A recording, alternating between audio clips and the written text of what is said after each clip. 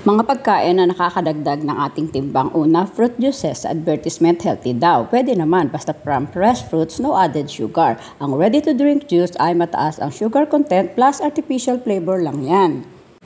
Mataas ang sugar content at mataas din ang calories.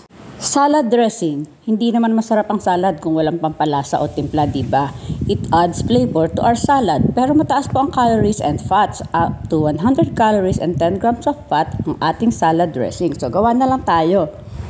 Mga processed snack, candies, cookies, chips, donuts, unhealthy po ito. Mataas ang calories, salt, sugar at fats. Pag nag-overeat tayo nito, hindi natin namamalayan, kaya tumataba tayo dahil sa unhealthy diets.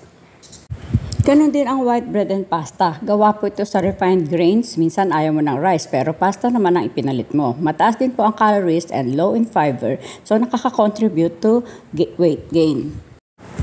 Ang processed meats, ito ang kadalasan ang binibili kapag tinatamad magluto. Pero alam nyo ba na ang bacon, sausages, corned beef, spam, deli meats can contain high amounts of sodium, unhealthy fats, and preservatives. Sa katunayan po, hindi nga maganda ang preservatives, lalo kung may allergy ka sa food at in the long run, nakaka-cancer din ito.